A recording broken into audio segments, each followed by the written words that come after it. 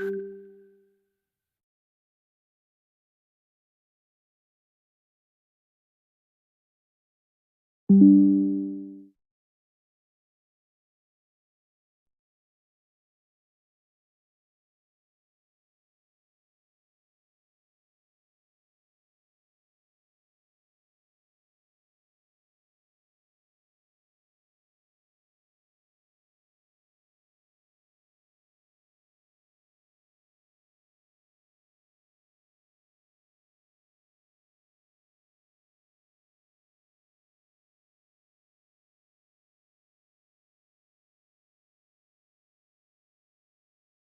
which is having weight as well as volume. That's all.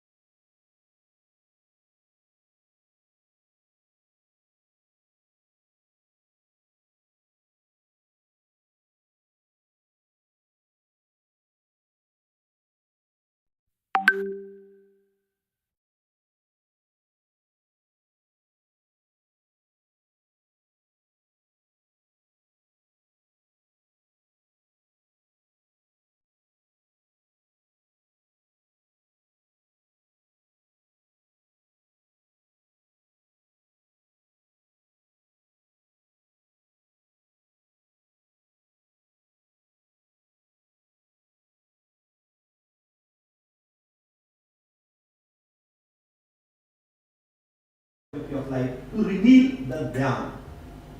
All the best.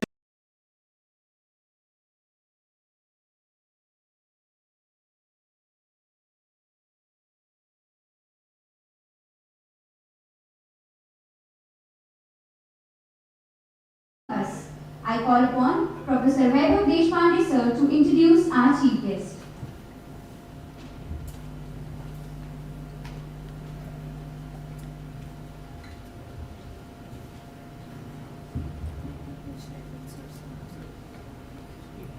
Good morning, respected dignitaries, faculty members, and students. It gives me immense pleasure to introduce you all our honored chief guest, Dr. U.A. Deshpande. U.A. Deshpande has done his B.Tech from VNIT Nagpur in 1991, M.Tech from IIT Bombay in 1993, and PhD from IIT Kharagpur in 2005, all in computer science and engineering. He was a research engineer at Center for Development of Telematics, CDOT, New Delhi for almost 2 years. Since the last 25 years, he is a faculty member in the Department of Computer Science and Engineering, VNIT Nagpur. He has won the IIT Sir J.C. Bose Memorial Award for Best Engineering Oriented Paper in 2003, the Best Paper Awards in International Conference, EDCOM 2006, and in International Conference, ICA CNI 2014. 6 PhD scholars have finished their PhD, and 2 PhD scholars are working towards their PhD under his guidance. He has various international article publications to his credit. He is a reviewer of many international journals like ACM IEEE Transactions on Networking, IEEE Transactions on Systems, Man and Cybernetics, and the Journal of Applied Soft Computing of Elsevier Science. Now I request sir to kindly share his thoughts with us.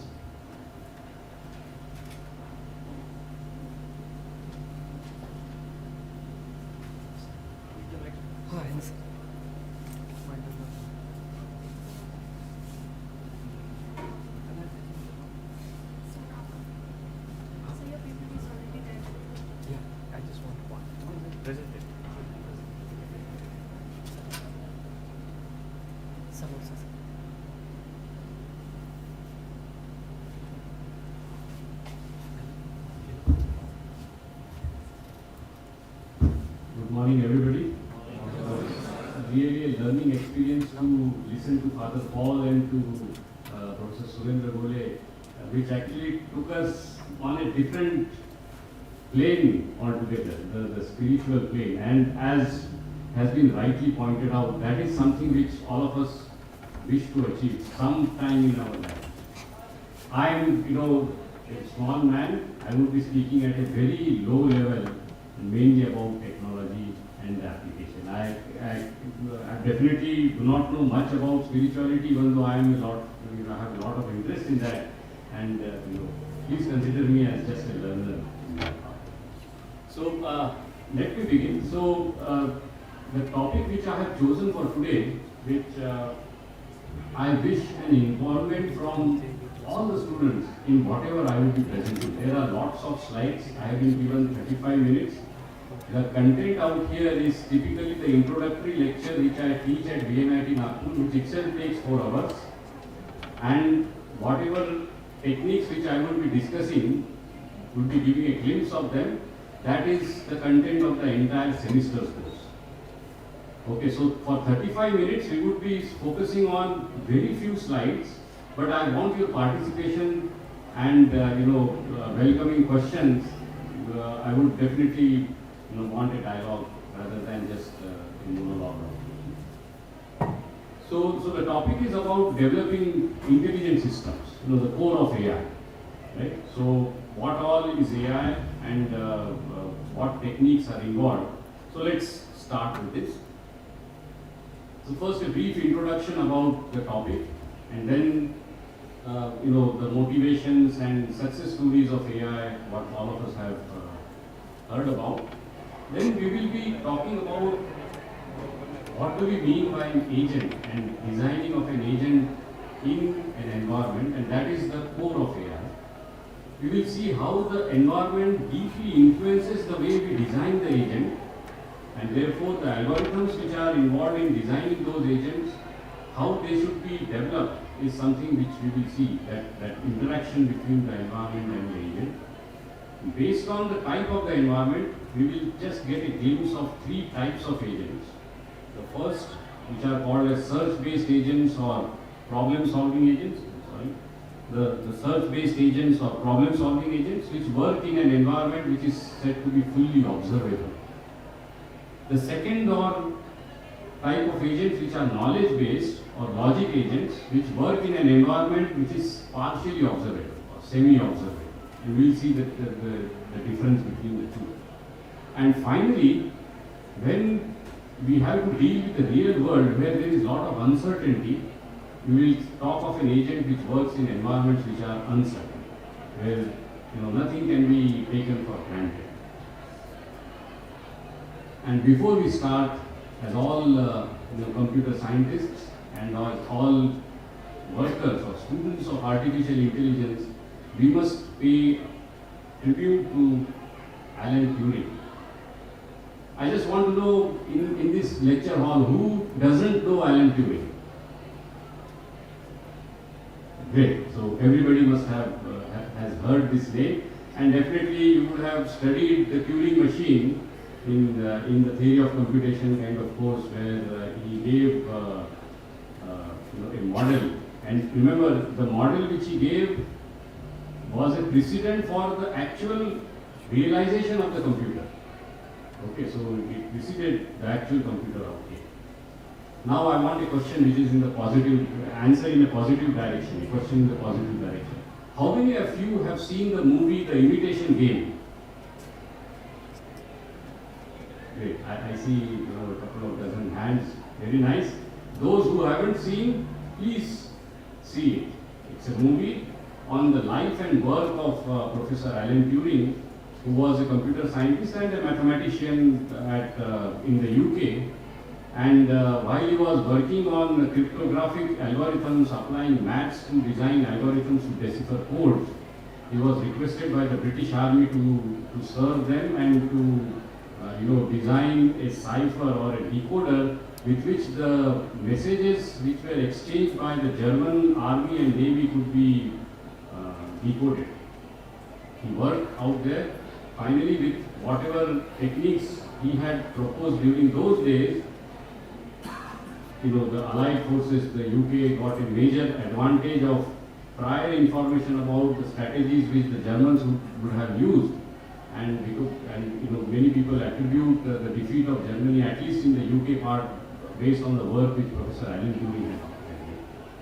He not only worked in that area of application of mathematics to computer science. As we all know, computer science is essentially application of mathematics.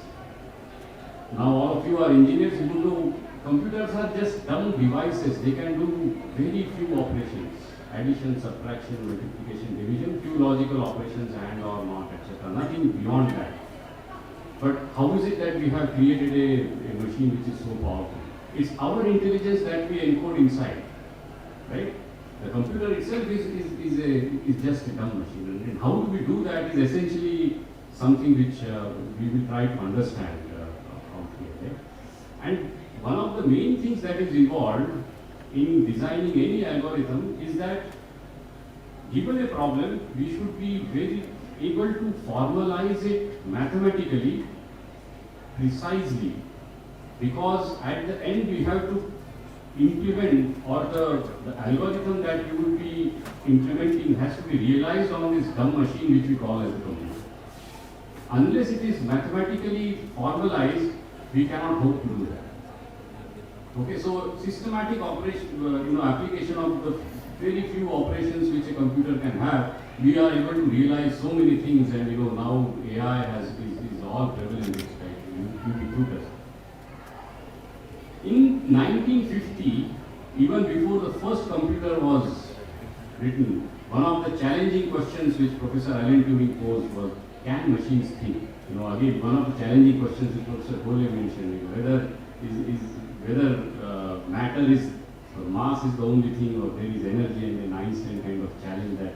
This was the challenge to the computing community. Can machines think? And he, in that paper in 1950, he showed how we could enable a machine which was not even realized at that point of time, so that it's able to think.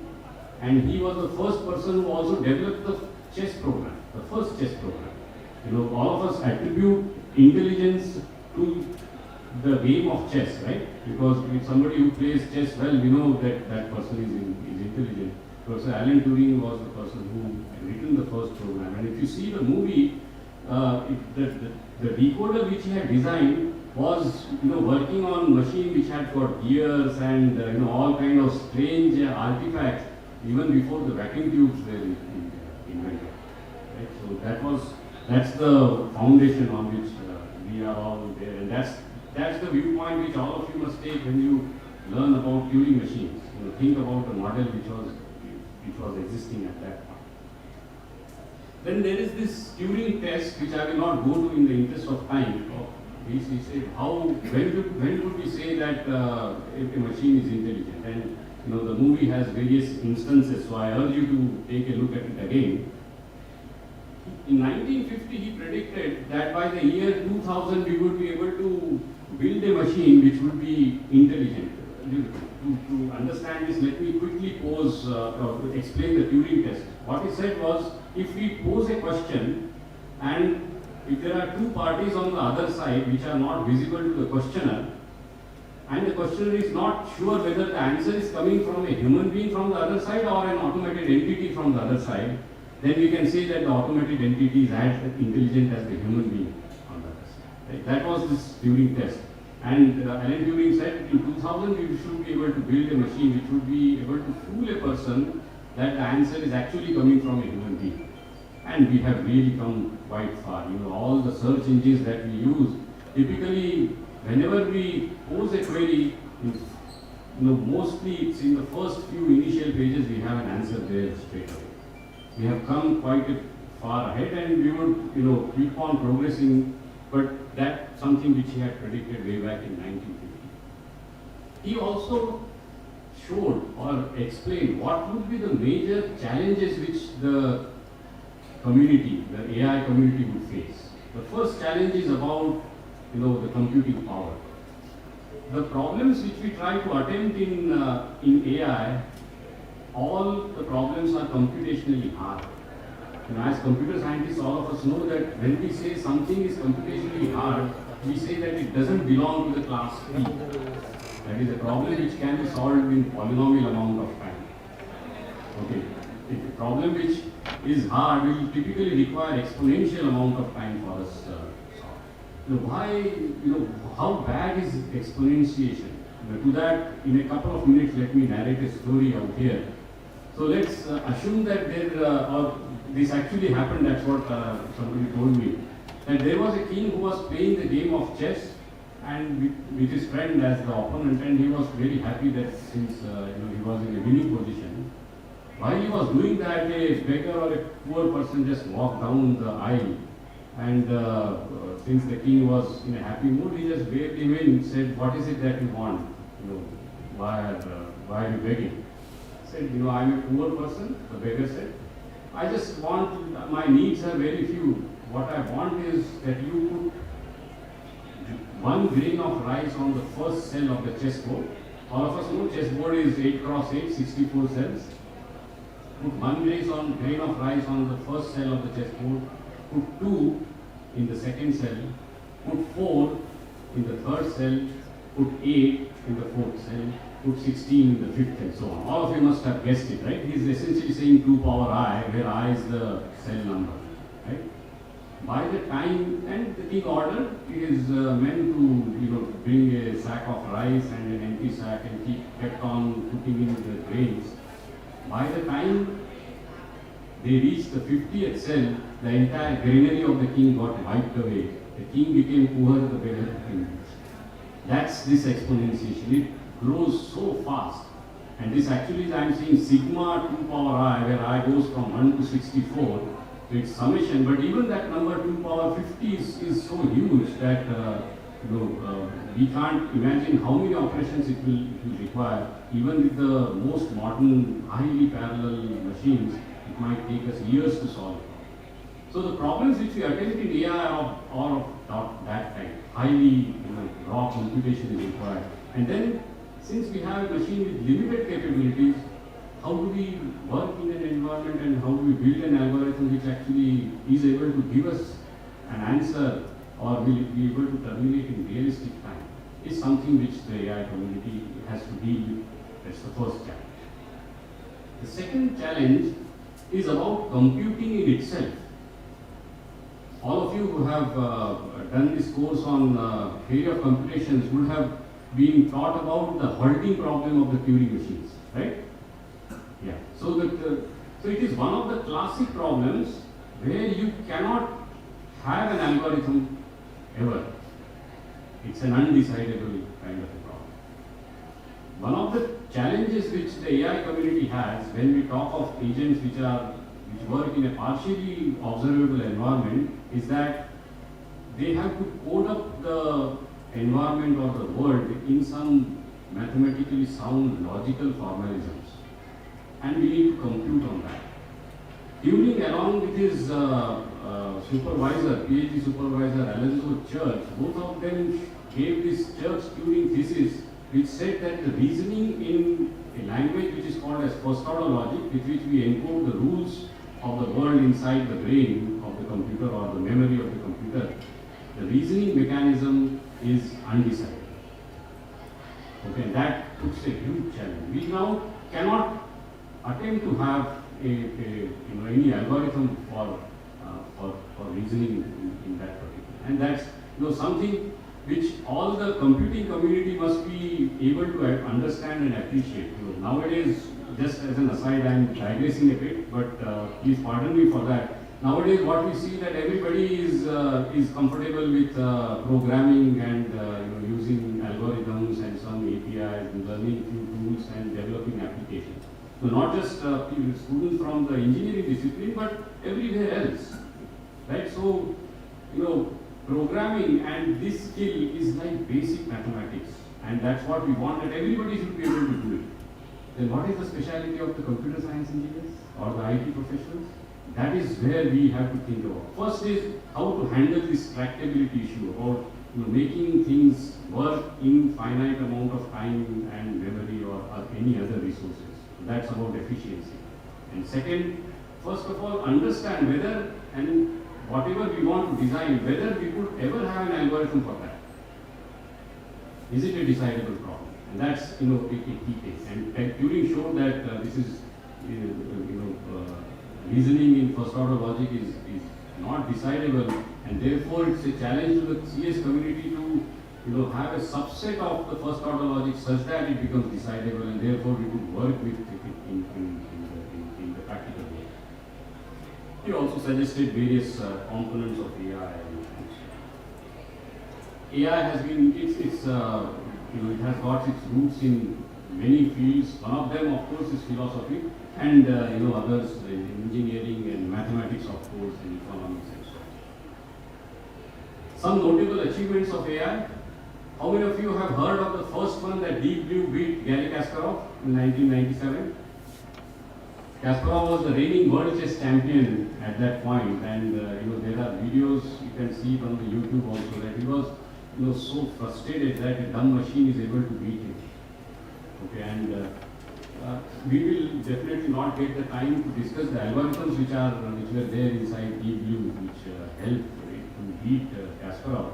It essentially used raw computation and some intelligent search techniques, plus a history of previous games which were shown.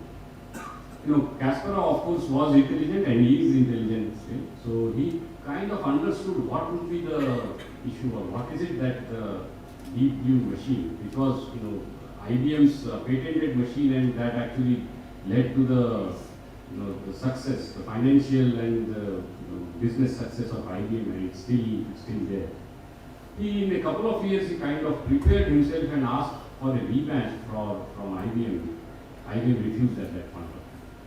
Okay, so but that was like 1999. Today, all of you out here, if you are able to hold things little properly and have been taught the algorithms, all of you would be able to write a chess program which is at the grandmaster level, which plays chess at the grandmaster level on common off-the-shelf machines which are available, just at the shop. That is how AI has progressed. It's and we could actually build algorithms which are even can beat the smartest chess players. So that was one major achievement. Second, there was a proof which the mathematicians were struggling with. It's for about the conjecture called as Robbins conjecture. I have just taken this slide. I myself don't know what that conjecture is. Pardon me for my ignorance. But mathematicians were struggling for getting a proof of this for decades. Using knowledge-based systems, the CS community encoded the mathematical problem into something similar to first-order logic, which I talked of. And then it gave it to an automated AI system called as the theorem prover. It worked on it for a few hours and came out with a systematic proof for that Robbins conjecture, which the mathematicians were totally surprised. The kind of steps which were taken were unintuitive, which a human being will typically not go in that direction. And same thing happened with Deep Blue as well. It took some moves which a human being will typically never play, but those moves actually helped the Deep Blue to beat Kasparov. Okay, so how is this possible? So this actually shows that the machine is kind of thinking, but all of us know that it is just plain, in computation, addition, some arithmetic and a little bit of logic. The third, and I will stop with the notable achievements here because there are so many. Today we cannot live without AI. The mobile phones that we carry are so intelligent. A lot of computing power is available even in this small device that we say that I want to go somewhere. The outcomes, the map and the path that we have to find, all due to AI and the algorithm design. So autonomous vehicles are very popular. So it was demonstrated in somewhere around 2000 from the east coast to the west coast of US. An automated vehicle was actually flying on the roads. Most of the time, that is here, it's quoted as 98% of the time that the driver didn't or gave it on the autopilot mode. Only at difficult intersections the driver took the control. It was able to drive on its own. The 91 Gulf War was a major test bed for AI. One of the algorithms, which again we will not get time to discuss, was this algorithm where the US Army, which had all the forces, their aircraft carriers, their weapon systems, people, other resources spread all over the world, and they concentrated in that Gulf region using a planning program. And that was another achievement which AI made. And today we cannot fight a war without AI. It's just not possible. We can't go to the space without AI. Fine. So let me project this slide and 3 more slides before I end my talk. So designing intelligent systems is about designing an agent. So agent is something which we are showing here on the right. The agent can perceive the environment in which it is situated with sensors such as eyes or other types of sensors which we can associate, and it is able to perform actions such that it changes the environment. Okay. And the actions are done using actuators. Whatever actions the agent can perform, with that the environment changes, and what the agent wants to do is to achieve a well-defined goal state. It starts from the initial state and it wants to reach the goal state, such as it starts from the initial state of playing a chess where no move has been done at all, and it wants to achieve that state where the agent has won, that is the king of the other player has been captured. Right? That's the goal state which it wants to achieve. So an agent actually is performing this state space exploration. It is kind of checking from this state, which is the next state should I go to, from that state, what to do with the next state. It is kind of thinking ahead before taking any action. And once it is sure that this is what it should take, it takes the first move or the first action. Based on that, if it's a game like chess, then the opponent also is an intelligent person. That the opponent plays a move, the environment changes, the agent again needs to think what is the next best move. So how far we can think, that actually determines how good our chess program is. And with AI algorithms and also with raw computation power, because the hardware community has excelled in that, we are able to build machines which are very strong. So as I said, the agent is situated in an environment, and it is the design of the agent is deeply influenced the way the environment behaves. The simplest kinds of agents are those which work in an environment which is fully observable. That is, I can see the state of the environment at every point in time, such as the chess playing agent. I can see my moves, I can see the moves of the other player, which pieces have been captured, and so on. Okay, so based on that, how do we design an agent which tells us what is the next best move? So that's this fully observable situation. Okay. Opposite to that would be partial observability, which we will come to a little later. Second is whether the environment is deterministic or not. Deterministic would mean that if an agent takes an action, whether the outcome of the action is going to be certain or not. For example, if I decide to say that I play the knight from some cell x comma y on the chessboard and go to some other cell x dash comma y dash, let's say that movement is allowed legally by the rules of the chess game, then if I make that move, I know for sure that I reach x dash y dash after that move is made. So the game of chess is certain, it's deterministic in that sense. Consider, traveling from one city to another. If you have to go from Nagpur to say Mumbai, and we have the map available with us, fully observable, so I can see which is the shortest path that I need to take such I reach the destination city, right? But real world may not be so simple all the time. It might show us a route, but out there somewhere maybe the road is broken, or there are floods, or there is a strike, and people have gathered out there. So that would mean if I decide to go from city A to city B, is it with 100% probability that I reach city B? If that is not the case, then we are talking of an environment which is not deterministic, which is uncertain. And there are other things which I will again skip in the interest of time.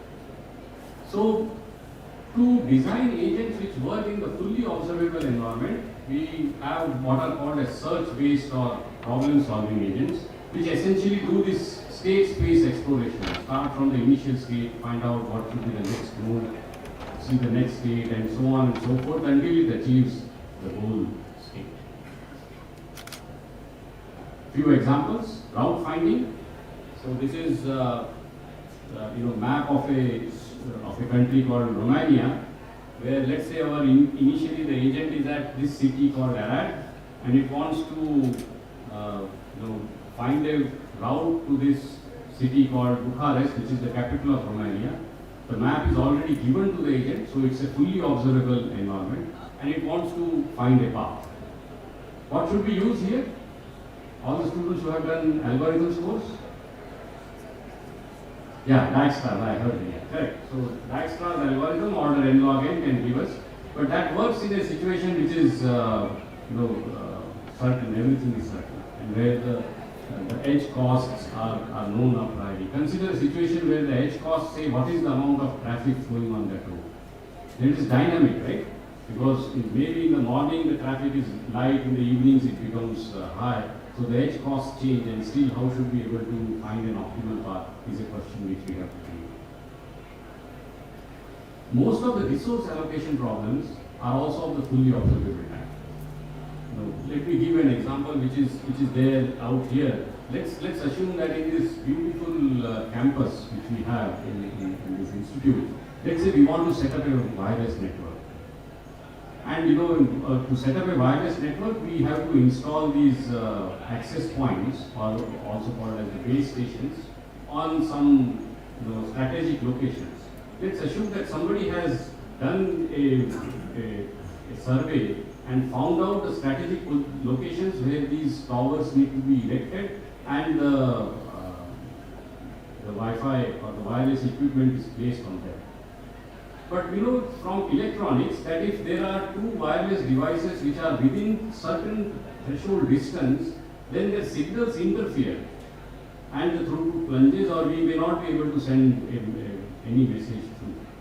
So what is required is, given that there are two wireless access points, the frequency of operation of both of these must be different. Okay? And that is what is essentially the spectrum allocation problem. All of you must have heard of 2G and 3G scam. It's a different story, but essentially what we are trying to do is allocate this scarce resource of frequency, which is a national resource. So every telecom operator will be given a chunk of frequencies, and over that it is supposed to operate. The question is, how do we write an algorithm which does this assignment of frequencies to these wireless devices which are installed on the tower, such that all the entire campus gets covered in wireless. That actually is the problem which we refer in computer science again as the well-known graph coloring problem. So imagine that at every tower out there we associate it with a node of a graph, such as the one that we have shown. And if there are two towers which are within the distance threshold, so therefore their signals will interfere, we draw an edge between those two towers, right? And therefore, once the survey has been made, we can prepare this graph and we can draw edges between the vertices. Now the question is, how should we assign frequencies? So consider the color to be given to a vertex of the graph as a frequency. So if I decide that I give this frequency 1, let's say we assign frequency 1 to some color called as red, frequency 2 for some other color called green and blue and so on. So essentially this is graph coloring. Can I color this graph, say using 3 colors, red, green and blue, such that if there are two vertices which are connected with an edge, then they must have assigned a different color. So that's resource allocation essentially, and this is again, AI design is state space exploration in the fully observable areas and various instances. Most of the resource allocation problems essentially are graph coloring, and we can use multiple algorithms. Another problem is this puzzle, which I'm sure most of you would have played as kids, right? We are given some jumbled tiles and some one tile blank, and we have to achieve kids will always struggle, but I want to tell you that this problem actually is computationally hard. It doesn't even belong to the class NP. It belongs to a class called P space, which is a superset of NP. And whenever we say something belongs to P, it can be solved in polynomial time. Whenever something belongs to NP, which is non-deterministic polynomial, it can be verified in polynomial time, but not solved in polynomial time. When a problem belongs to the class P space, it cannot even be verified in polynomial time. Forget about solution. This is a problem which is that hard out here. That is, find out the sequence of moves such that I reach this well-defined goal state from this initial state. So it seems to be a game, right? But consider here that these tiles are the aircraft carriers, the submarines, the tanks which the US Army had spread all over the world, and they want to organize them in a well-formed formation in the Gulf region. Find the sequence of moves. That's essentially the planning problem which was solved during the Gulf War. We won't get time to discuss the algorithms, but I want to tell with a lot of pride that the algorithm or the set of algorithms that are used in practice, which I've also found mentioned in all the textbooks of AI, has come from an Indian researcher.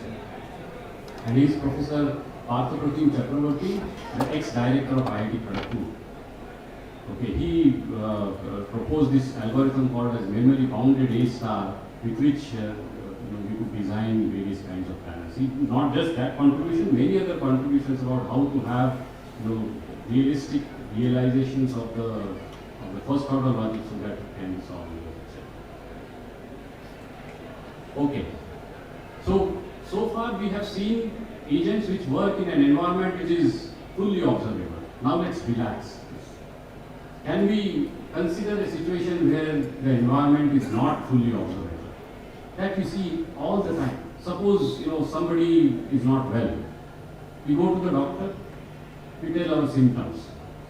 Some throat or itching or whatever, body pain and fever. The doctor is supposed to come out with a diagnosis just using these symptoms or some other diagnostic tools which he wishes to use and a clinical examination of course. Has the doctor taken a look at each and every organ inside the body of the patient? Definitely not, right? And even today we cannot even think of having a machine which can work, which can view the patient's body at the cellular level. That's where the disease starts, right? It starts from a cell and then it grows. And once it grows beyond a certain limit, then we start seeing the symptoms. And that's when we need intervention and we go to the doctor. So the doctor has not seen it entirely, but still is supposed to come out with a diagnosis. How does the doctor do that? Well, he is equipped with prior knowledge which he has learned in the medicine school. That is encoded inside the brain. He is using that and giving out a prescription telling the diagnosis, right? The question is, can we encode that kind of information inside the brain of a computer? If we are able to do that, we can perform diagnosis, right? That is a situation where we are working in an environment which is partially observable. Why partially? Just the symptoms are known. In some situations, if that is not enough to come out with a diagnosis, the doctor might say do a blood test, do an MRI. That is getting additional information, but at no point of time he can get the information, entire information about the body of the patient, and still is able to come out with a diagnosis. To demonstrate that, just to make this lecture a little light, let us play a game. And this game is the Wampus World. The Wampus World. In this Wampus World, there are 16 cells. So it's a grid here, 16 cells. Consider every cell as a room. Okay? Some of those cells have got pits.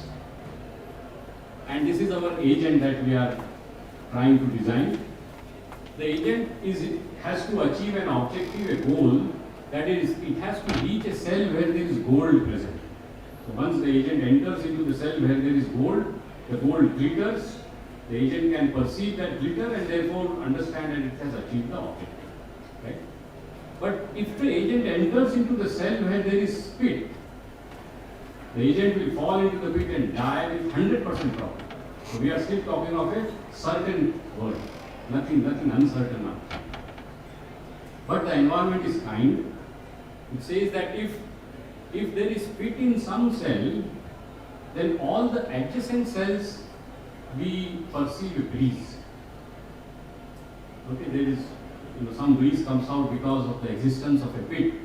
So if the agent enters into a cell where there is breeze, the agent must know that it needs to be careful about the next move. The agent can go in only in 4 directions: up, bottom, left or right. It cannot go beyond the boundary of this 4x4 grid, so just 16 cells. So if it takes a move where it perceives the breeze, now it needs to consider, what should be the next step. And there would be multiple pits in the environment as usual. In one of the cells, there is this fearsome creature which we call as the Wampus. If the agent enters into the cell where the Wampus is present, the agent will be killed with 100% power. The Wampus will be able to kill the agent with 100% power. Right? To protect against that, the environment again is kind. Since the Wampus is a smelly creature, all the adjacent cells, that is cells to the left, right, top and below, all of them we would be able to perceive a stench. So if we enter into a cell where there is stench, we know that there is Wampus in the vicinity, one of the 4 cells, adjacent cells. We do not know which one exactly because the environment is partially observable. We don't know where the bumpers is, where the pits are. We just know where we are. And everything else we have to reason out using knowledge. Okay, so there is this stench as a person. The agent is equipped with a bow and one single arrow. But an arrow is like a Brahmastra. The arrow can only go in one direction and just move one cell. But if the agent fires correctly or is able to identify that bumpus is there in, let's say, cell up, and it fires the arrow kills the bumpus with 100% probability. Again, a certain word, right? And when the bumpus dies, it yells a huge cry which can be heard by all the rooms in all the cells. So we would be able to know that the bumpus is there. Okay? So we have to find a path. That's the problem which we have to find a path such that we start from the initial state and reach the goal, the cell where the gold is present. And of course we want to be alive when we reach there, we shouldn't die prematurely. And of course when we have to take the least number of steps so that there is conservation of energy. So I just request all of you to take a look at this game and understand the rules, internalize it for a couple of minutes, because that is where we are actually encoding the game, the rules of the game inside our brain. Then it's a matter of computer science of how to do that encoding in a computer. That comes in the course, so in the AI course you will eventually be taught about how to do that. So if there are any questions related to the game, please ask, because we are going to play this for some time.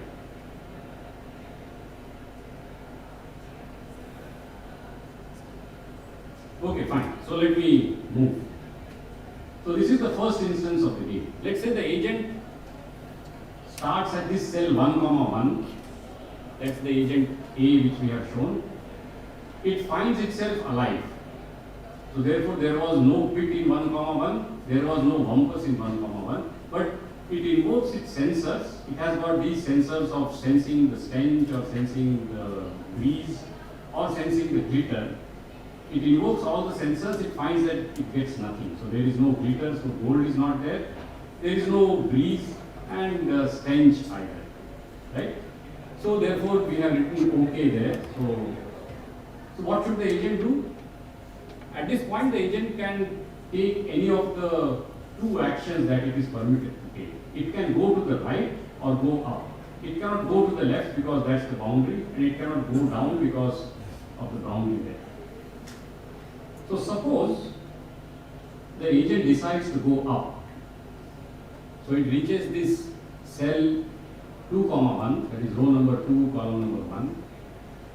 And then when it finds, it invokes its percepts, it finds that there is breeze. So we have written B there, but there is no stench and there is no glitter also. Okay? What should the agent do? Just think a little bit before you answer.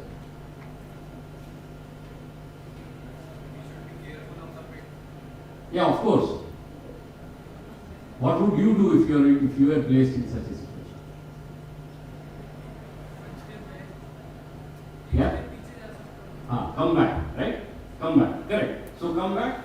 So it comes back to 1, 1. It now has remembered in its memory that it had already visited that cell. It had taken one of the actions which was permissible. What should it do next? Take the next one, because that is also. The first thing is, given that this particular cell we didn't get breeze or stench, the fact that both the actions of either going to the right or going up are safe for the agent itself requires reasoning. Okay, so suppose it comes back, okay, and then goes to the right because it is not sure where the pit is. As somebody said, we need to be careful. It cannot go to the right at 2, 2 or 3, 1. Therefore, it comes back, goes to the right, and finds that there is stench but no breeze. What should the agent do?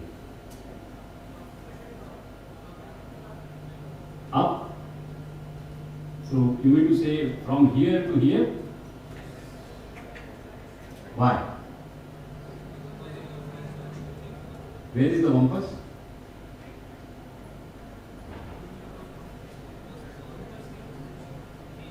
Please, I am not able to hear you, so you need to be a little louder there. Do we know the location of the compass? No, we don't know. No, but just using this information and the two percepts, do we know the location of the compass? Yes. Yes, sir. Yeah, please explain. Yeah. Sir, in the 1,2 there is 10, but there is no breeze. So Correct. we can say that in the adjacent outside there is not pit.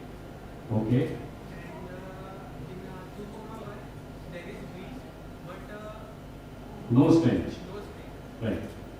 And as you can see in 2,2 there is a safe place. Ah, safe. Excellent, excellent.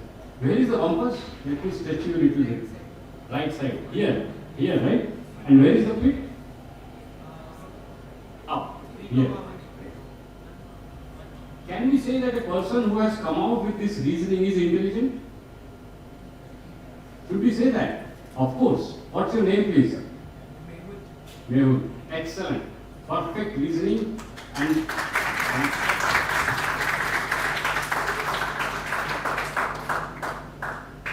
we want to write an agent which will be able to make that decision.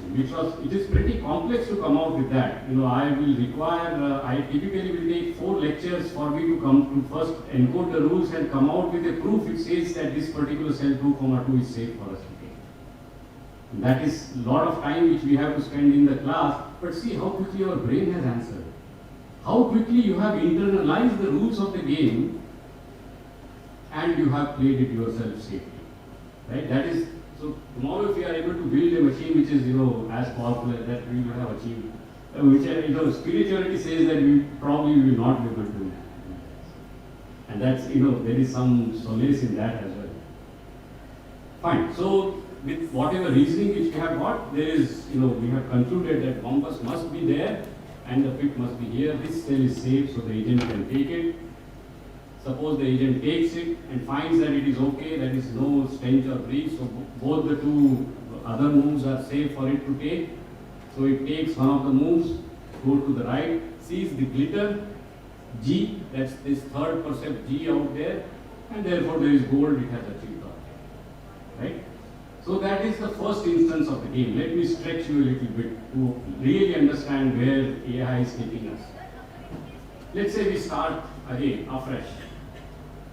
We go to the first cell 1,1, and here just for your attention, I have shown this arrow because the agent is equipped with an arrow. Agent enters into 1,1, it is alive. So no compass, no pit there. It invokes its sensors, it finds that there is stench. What should it do?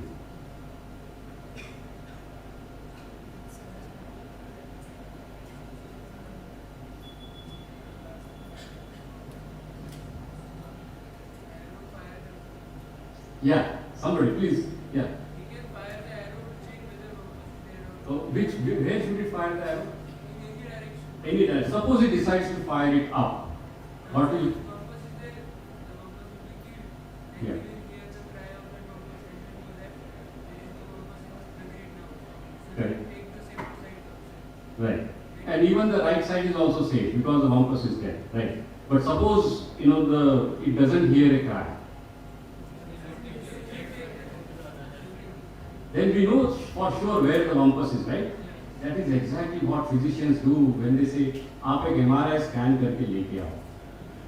They are not really sure, but they want to get that information, additional information.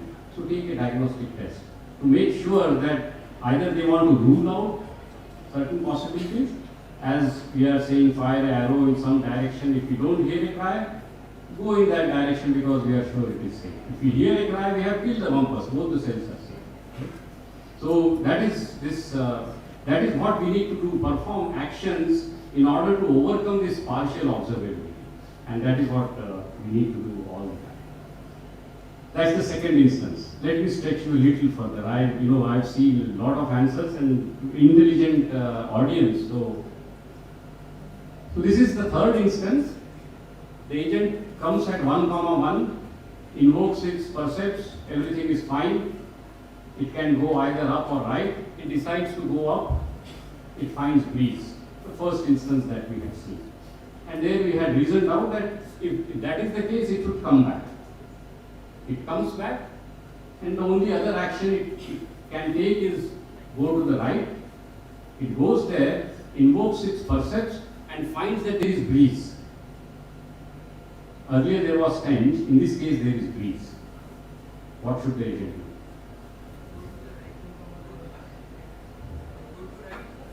Go to the right. Why? Are you sure? 100%. Yeah, so if there is pit, it will get a breeze here, but can there be a pit here as well? Maybe there is no pit there is a pit here and there is a pit there. That can also happen. Or there could be a pit in all three.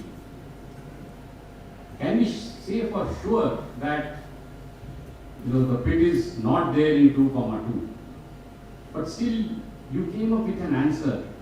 How did you do that? Or how did your brain do that? It inherently has calculated the probabilities of existence of pit in all the three concerned cells. And with that, it tells us that the probability of occurrence of existence of a pit in 2, is the highest. It will take me 6 lectures to actually compute the probabilities mathematically to show that the probability of existence of a pit here is 2 times the probability of existence of pit in both these two cells. And therefore, it is not a safe move, but a rational move. A logical agent is stalled out here. It can only play a safe move. But in real life, we have to take action even when, we are not sure whether the action would lead to safety or not. Should I take admission in Paloti College or in, say, YCC or whichever? Well, we don't have any, both the colleges are good. How do you make a choice? Maybe you have some previous information of some students, other students, or teachers out there get information about how the faculty is, how you get placements and so on. But can you still be sure that the outcome will always be certain? This is a situation where the action outcomes are certain, but we have to take an action based on probabilities, which is inherently dealing with uncertainty, right?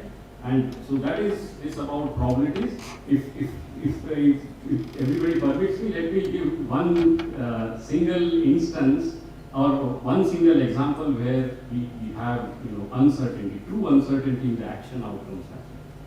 Right, so here as we have said, it should avoid going to 2, but it can go to the right here, that is here or here. That is more rational for it to take because the chances of a pit being there are less. Let me take the final slide, final technical slide. And so this is an example which has been given by Professor Julia Pearl from the University of California at Los Angeles. So he was the pioneering researcher in the area of uncertainty and probabilistic reasoning. And incidentally, in 3 years back, I think in 2017 or 18, he won the ACM Alan Turing Award. The Association of Computing Machinery, which is the society for all computer scientists, they institute an award in the honor of Professor Alan Turing, and if somebody gets that award, which is given for a lifetime contribution in a particular subfield of computer science, that is considered to be equivalent to the Nobel Prize in computer science, right? And Professor Julia Pearl won it in I think in 2018 or 19 on the work which we cannot discuss the algorithms in the limited time, but just an example will tell us what is involved. So this example is about a person who owns a house and he has installed a burglar alarm in his house. And when they install a burglar alarm, they put wires on the doors and the windows, etc. And once at the point of exiting the house, the person activates the alarm. Right? So therefore, after he locks the door, there should not be any entry into the house. If there is an entry, the alarm or the mechanism, which is an electromechanical device, will be able to sense vibrations, and if the vibrations are sensed, the alarm fires off, triggers. And the sound is loud, so therefore everybody in the vicinity, so in this case there are two neighbors of the person, which we have shown out here, John and Mary. They listen to that alarm and they are supposed to alert they make a phone call to the owner of the house that your burglar alarm has turned off, please take a look or inform the police or whatever. But the alarm is an electromechanical device, so it just senses vibrations. It can of course get triggered because of a burglary, which is a forced entry into the house which leads to those vibrations, or it could also get triggered by an earthquake, which also results in vibrations, right? So burglary and earthquake are the root causes of the alarm triggering off. And the alarm itself can either be triggered off or not. And then there are these two events or variables as we call in computer science. So this is about whether John calls or not. Again, a variable which has only two possibilities. So all the variables here are Boolean. They can either have a value true or false. And what is written besides every variable is the probability of occurrence of that event.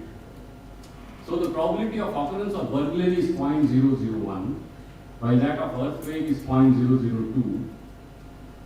For alarm, we need to have 4 rows there because alarm is conditioned over both the variables burglary and earthquake. Okay, and so the 4, since both of them are Boolean, so 2 power 2, 4 possibilities. So this is a row which says if burglary is true and earthquake is true, what is the probability that alarm triggers off?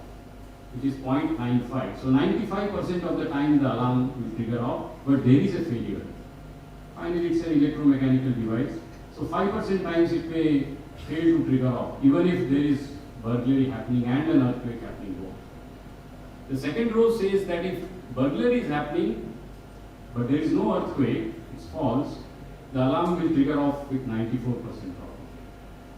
The third row says that if there is no burglary but an earthquake is happening, the alarm triggers off with 29%. So they have taken care that if the vibration is above a certain value, then it must be earthquake. We can ignore therefore this probability is lower there. Finally, if both burglary and earthquake are not there, the alarm might still trigger off with a probability 0.001. As we say, this is a false positive.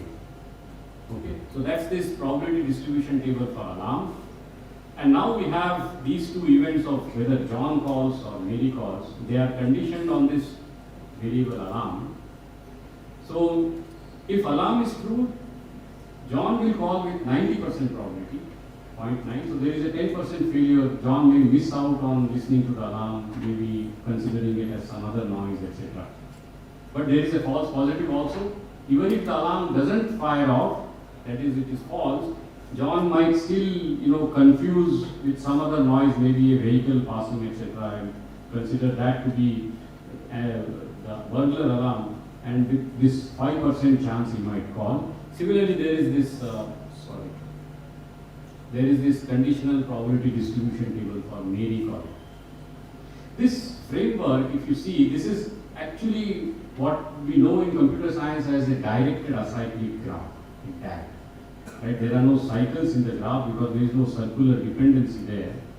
So given such a directed acyclic graph, first is the challenge out here to CS community is given a domain, given a problem, how to model it in this particular DAG format. This is called as a Bayesian network in the honor of Reverend Bayes, who has made seminal contributions in the area of probability and uncertainty and so on. So in this network, which is this directed acyclic graph, which we have to first construct given a domain, once that is there, we can now start asking questions and the system is supposed to give answers. One question could be that the person leaves the home, activates the alarm, goes to his office, and he gets a call from John saying that your alarm has rung off. What should the person do? Should he visit the house, or should we inform the police or ignore? So, given the fact that John has called, the person is trying to compute what we call as a posterior probability of the occurrence of burglary. So, given John calls is true, what is the probability that burglary is happening? He's trying to compute that. How to compute these posterior probabilities, which is essentially the root of uncertainty and probabilistic reasoning, is what Professor Julia Earle has shown us. And if we are able to compute those probabilities, we would be able to take actions. We would formulate a similar such network for the Wampus world and compute the probabilities using a Bayesian network and prove that this cell 2,2 has the maximum probability of occurrence of fate. Therefore, that needs to be avoided. So this is the framework with which we have to work if the environment is uncertain, and that is the real world engineering. So finally, summary. So artificial intelligence is about designing intelligent agents, and the agent design is deeply influenced by the environment where the agent is placed. If the environment is fully observable, we use problem solving or search-based techniques. If it is partially observable, we have to use logic-based techniques or knowledge agents or expert systems as they are called. And if there is uncertainty present, then we have to use probabilistic reasoning.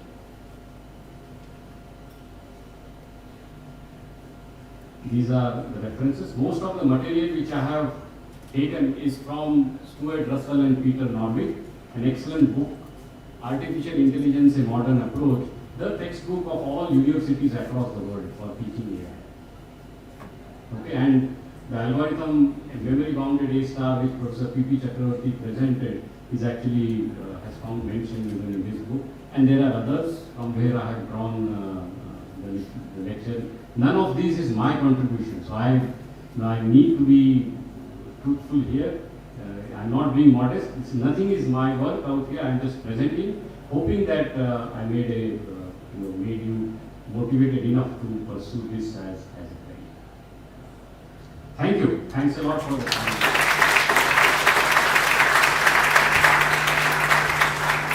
So if there are any technical questions, a quick question for a minute or so, I would be very happy to take. Otherwise, I will step down.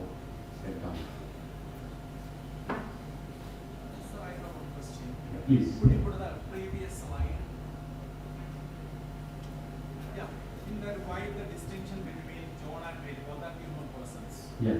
Why one is 0.9 and Well, I would say John is a sincere guy, music all the time. Real world, right? So she has earphones most of the time, therefore that probability is 0.7.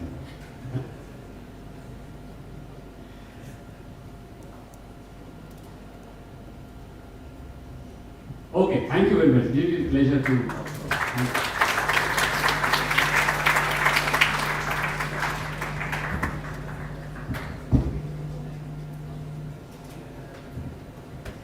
Thank you, sir. I would now request Mentor to the Institute, Professor R.D. Govardhan, to present memento as token of remembrance to our honored chief guest.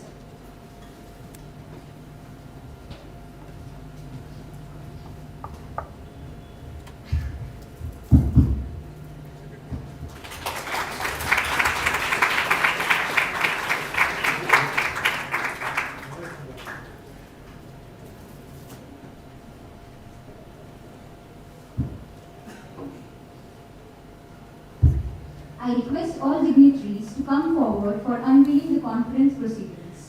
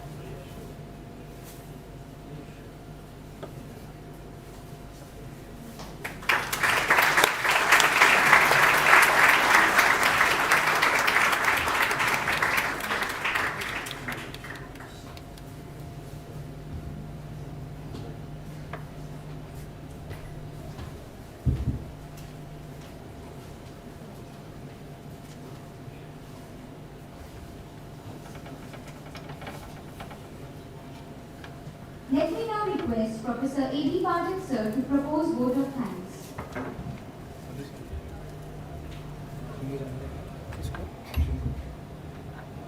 Good morning to respected dignitaries and everyone present. It's a great privilege for me to have been asked to extend a vote of thanks on this occasion. The very presence of Dr. U.A. Deshpande sir, our chief guest in this program, in spite of his busy schedule, it is a reflection of the importance that he is attached to the commitment of quality argumentations. We all are inspired by your gracious presence, sir. So on behalf of NCA SIT 22 team, I extend you a very hearty vote of thanks for gracing this function. Thank you, sir. We are very thankful to our management guidance. I must mention our sincere thanks to all our advisory members for their immense support. I also wish to express my deep sense of appreciation to all the participants in this program. At last, I express my vote of thanks to all those who are directly and indirectly involved in the conduction of this particular program. Thank you very much.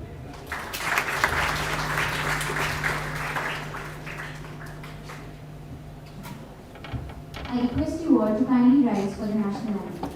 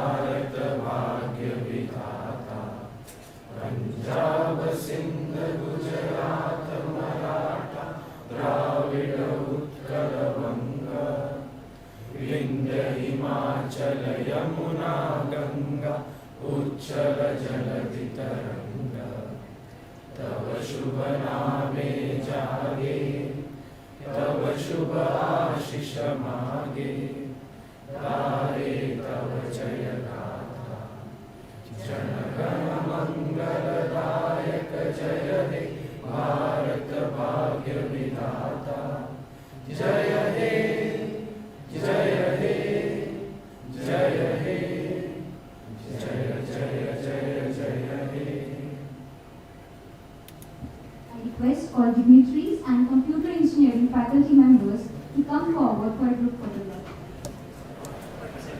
All faculty members are requested to proceed for hiring, and the participants are requested to proceed as per schedule of their presentation at first floor Computer Engineering Department for further details.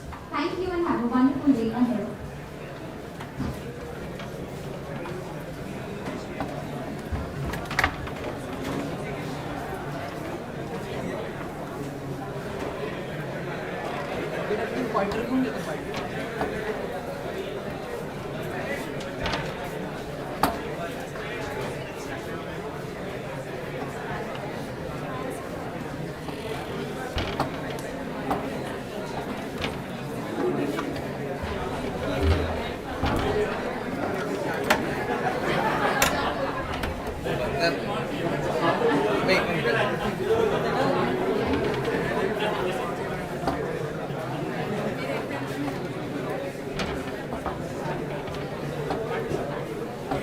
Photo खींचा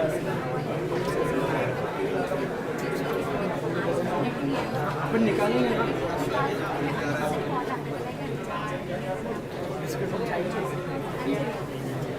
okay ठीक बाहर ये तो